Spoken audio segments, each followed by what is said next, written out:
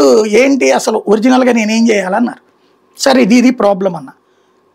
ప్రాబ్లమే చెప్పాను నేను. రెండో రోజు పొద్దునికి నాకు అక్కడ ఉన్న నాకు ఈ లెటర్ ఇచ్చిన కుర్రోడు ఫోన్ చేశాడు. సార్ వాటర్ ట్యాంకులు వచ్చినాయి సార్, బియ్యం వచ్చినాయి సార్, కూరలు వచ్చినాయి సార్ అని చెప్పేసి.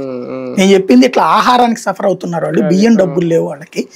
ఇది అంటే రాత్రికి రాత్రి వాటర్ ట్యాంకర్లు వెళ్ళి కరెక్ట్గా ఆ దెబ్బతో ఆ పాడేరు ఆ ఏజెన్సీ చరిత్రలో అతి ఎక్కువ మరణాలు జరిగినప్పుడే అలాగే కంట్రోల్ అయింది. ఆ తర్వాతనే అప్పుడే ఇతను కొత్త సిస్టమ్ తీసుకొచ్చాడు, ఫుడ్ బ్యాంక్ సిస్టమ్ అని.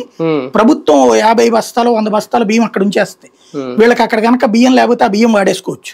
వాడేసుకుని మళ్ళీ వీళ్ళకి పని వచ్చినప్పుడు ఆ డబ్బులు వచ్చినప్పుడు ఆ బియ్యం జమేస్తారు, రేషన్ వచ్చినప్పుడు. అట్లాగా అలాంటి ఒక చక్కటి సిస్టమ్. ఇది ఎవడు ఆలోచిస్తాడు? ముఖ్యమంత్రి ఆలోచిస్తాడు. జెన్యూన్ గా అద్భుతంగా చేయించండి, ప్రజలకి చెయ్యాలి.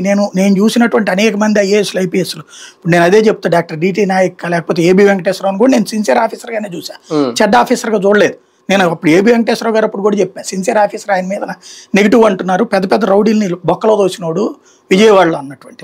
అట్లాగే సురేంద్ర బాబు అయినా లేకపోతే కనుక ఐఏఎస్లో బిఆర్ మీనా కావచ్చు, లేకపోతే ప్రవీణ్ ప్రకాష్ కావచ్చు, రజిత్ భార్గవ కావచ్చు, అరవింద్ కుమార్ కావచ్చు, నవీన్ మెట్టల్ కావచ్చు, ఇట్లా ఆఫీసర్లను సిన్సియర్ చూసా. నాకు ఇప్పుడు వాళ్ళల్లో కొంతమందిని చూసి కరప్షన్ కేసెస్ మీదనంటే నాకు బాధేస్తుంది. అది వాళ్ళు మారారా అంటే తర్వాత అబ్జర్వ్ చేస్తుంటే కనబడుతుంది ఏంటంటే ప్రభుత్వం